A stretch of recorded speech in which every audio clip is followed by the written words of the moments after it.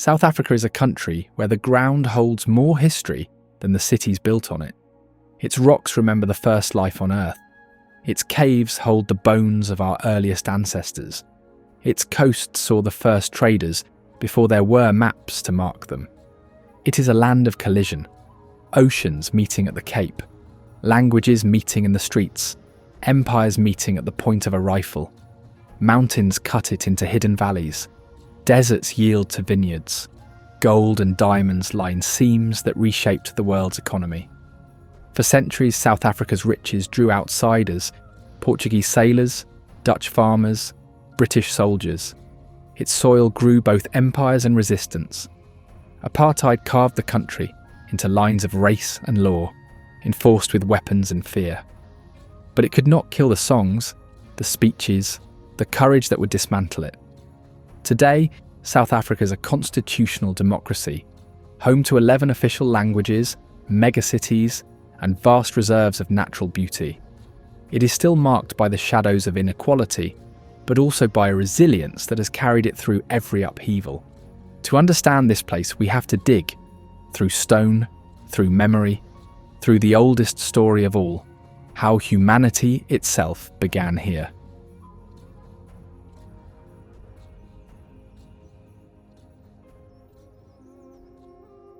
Long before the name South Africa existed, before nations or even agriculture, this land was a stage for the earliest acts of the human story. The Cradle of Humankind, a region northwest of Johannesburg, holds caves that preserve the remains of our ancient ancestors, Australopithecus afarensis, Homo naledi, and others. These fossils, some over 3 million years old, are clues to a time when early humans walked here, shaped stone tools, and learned to master fire. Over eons, tectonic shifts raised mountains and carved plateaus. Rich seams of minerals formed, gold in the Witwatersrand, diamonds in Kimberley, that would later fuel fortunes and wars. The climate alternated between fertile and arid, driving migrations of animals and people. By the late Stone Age, hunter-gatherers, San peoples, had spread across the region, leaving behind rock art that still survives. Ochre-red elands, hunters with bows, visions of spirit worlds. Their paintings are not just art, they are a record of beliefs, seasons, and the movement of herds. Around 2,000 years ago, Bantu-speaking agriculturalists began migrating southward from Central and East Africa, bringing iron smelting, cattle herding, and crops like sorghum and millet. They established villages, traded across long distances, and interacted, sometimes peacefully, sometimes with tension, with the San. The land was already a crossroads, between foragers and farmers, coast and interior, past and future.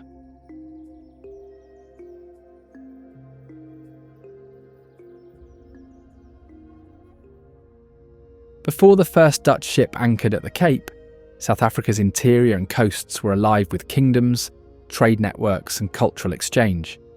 This was not an empty wilderness. It was a web of societies, each with its own political rhythms and economic reach.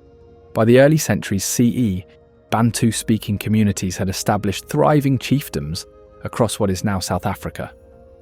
In the northeast, the Mapungubwe Kingdom, circa 1075 to 1220, rose on a sandstone hill near the Limpopo River.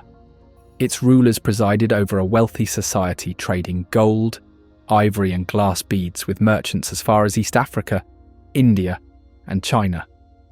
Archaeologists have uncovered gold ornaments, copper wire and pottery that speak of status and sophistication. When Mapungubwe declined, likely due to climate shifts, power shifted north to Great Zimbabwe and later to the Venda and Songa polities in the Limpopo Valley. Further south, cattle herding societies spread across the Highveld, while coastal communities fished, farmed, and traded with Arab and Swahili sailors. By the 15th century, the Zulu and Xhosa ancestors had established themselves in the eastern regions, governed by powerful chiefs, bound by kinship, and defended by warriors. The San and Kuko peoples, expert foragers and herders, roamed the plains and coastal flats, trading skins and livestock with their agricultural neighbours. It was a dynamic, interconnected landscape, its societies shaped by shifting alliances, seasonal migrations, and the pulse of long-distance trade. And then in 1488, a Portuguese caravel rounded the southern tip of Africa. For the first time, the kingdoms of the interior were connected, albeit indirectly, to the hungry eyes of Europe. The balance of power on the southern continent was about to shift.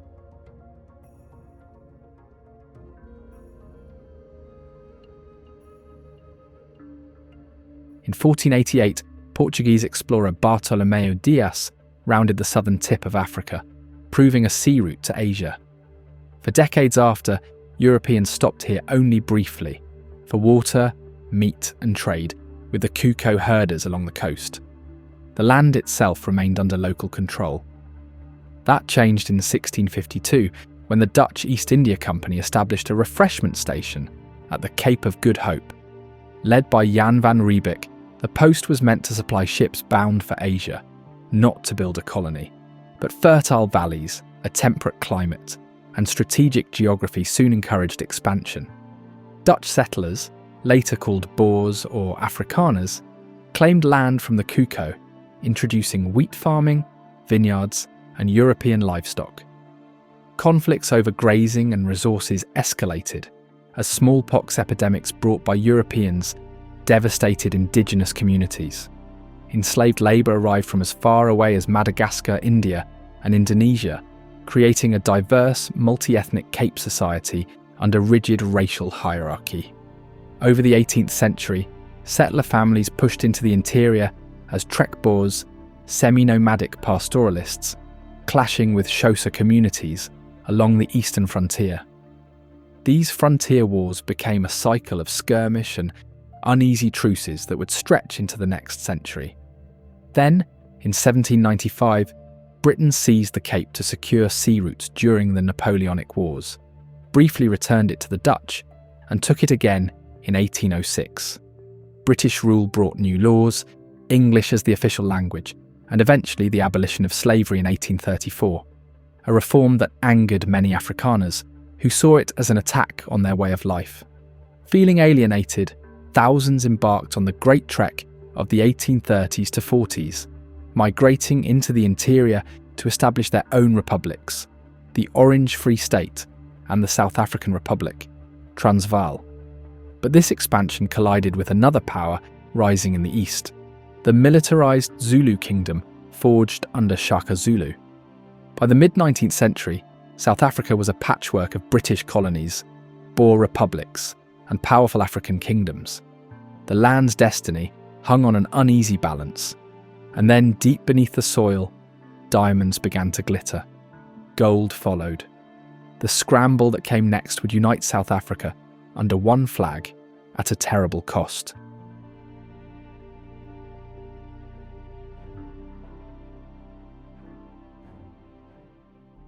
In 1867, a boy found a shiny stone near the Orange River. It was a diamond. Within a few years, the hills around Kimberley were carved into vast open pits as thousands of diggers poured in. By 1886, prospectors struck gold in the Witwatersrand, triggering one of the greatest gold rushes in history.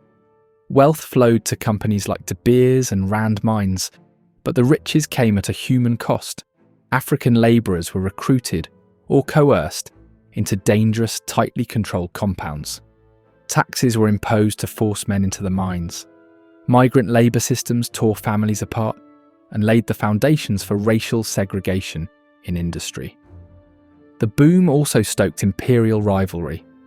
The British coveted the resource-rich Boer republics, especially the Transvaal.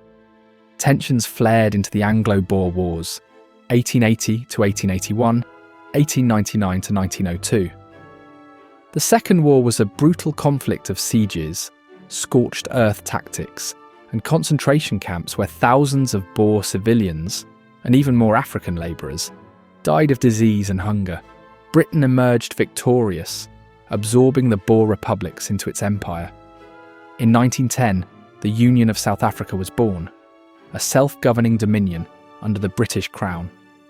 But its new constitution excluded the majority of the population. black South Africans were denied political rights almost entirely. The 20th century began with promises of unification, but it was a unity built on dispossession. Land Acts in 1913 and 1936 forced black communities onto small reserves, banning land ownership in most of the country. Segregation deepened in law and practice. By mid-century, the system would be given a name: Apartheid, and it would ignite one of the world's most relentless freedom struggles.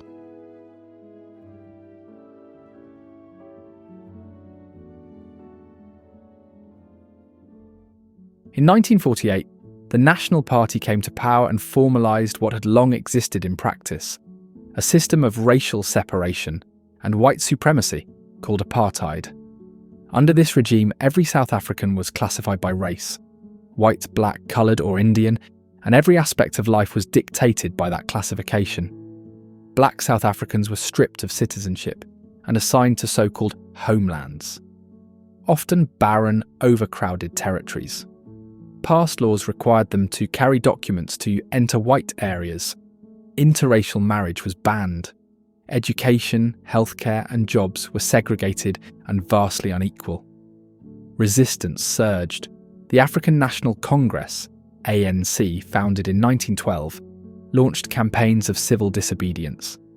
Figures like Nelson Mandela, Oliver Tambo and Walter Sisulu organised protests, strikes and boycotts. The Africans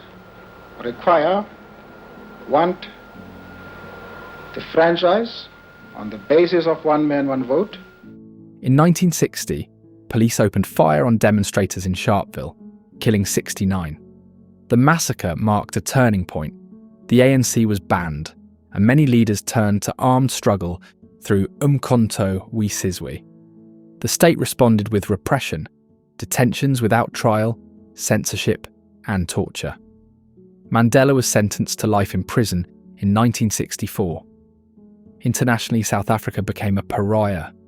Boycotts, sanctions, and cultural isolation mounted through the 1970s and 80s. At home, uprisings flared, most famously in Soweto, 1976, when students protesting against Afrikaans language instruction were met with gunfire.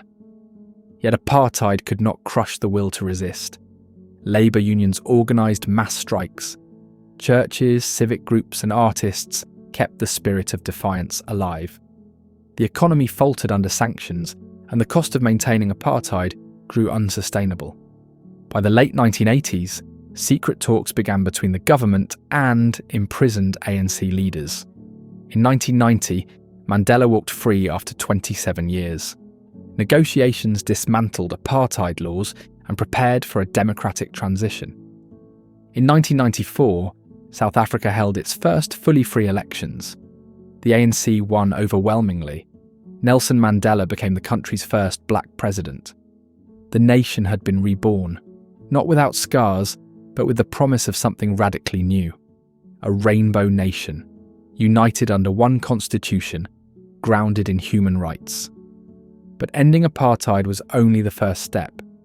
The struggle to dismantle its legacy had just begun.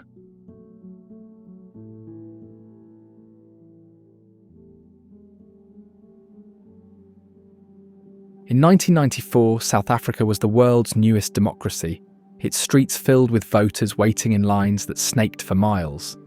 The Rainbow Nation, a phrase popularised by Archbishop Desmond Tutu, captured the vision: reconciliation, equality, and shared prosperity after centuries of division. The new constitution enshrined human rights, free speech, and protections for all citizens. Truth and Reconciliation Commissions gave victims of apartheid a platform to tell their stories, while granting amnesty to some perpetrators in exchange for truth. It was an imperfect, deeply human attempt at national healing. The first years brought optimism.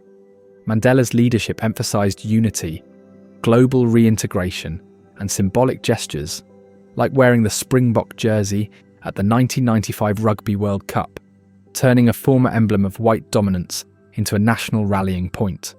Economically, the country grew steadily in the late 1990s and early 2000s, buoyed by rising commodity prices and foreign investment. New housing, electrification, and water projects reached millions. Johannesburg and Cape Town became regional powerhouses. But the challenges were immense. Apartheid's spatial legacy, segregated neighbourhoods, underfunded schools, and deep income gaps proved hard to undo. Unemployment stayed stubbornly high.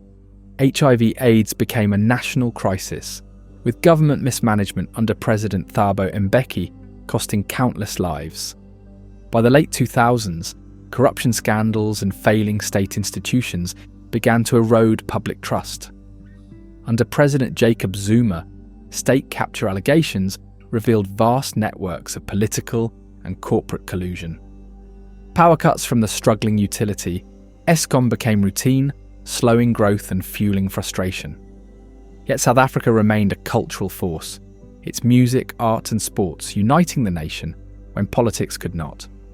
It hosted the 2010 FIFA World Cup, the first on African soil, showcasing its beauty and capacity for large-scale coordination. Today, the country is a study in contrasts, one of the world's most progressive constitutions, alongside one of its highest inequality rates, world-class cities next to townships where basic services falter.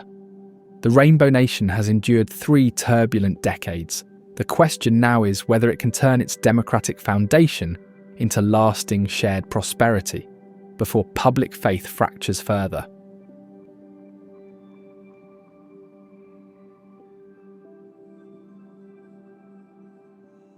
South Africa's future rests on a knife edge, a democracy still admired for its peaceful transition, but tested daily by inequality, political distrust and environmental strain.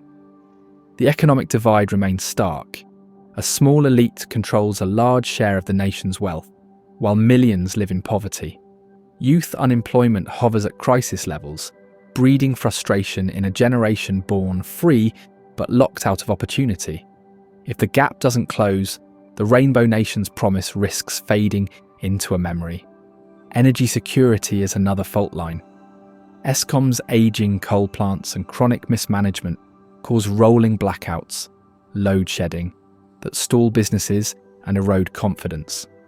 Transitioning to renewable energy could create jobs and cut emissions, but corruption, investment gaps and political infighting slow the shift. Water scarcity looms. Cape Town's 2018 Day Zero drought was a warning. Climate change is making dry seasons longer and storms more erratic.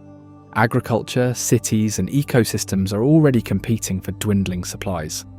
Globally, South Africa's position as a BRICS member and regional power gives it influence, but also binds it to balancing Western partnerships with ties to China and Russia. The choices it makes in trade, diplomacy, and resource policy will shape its next decades.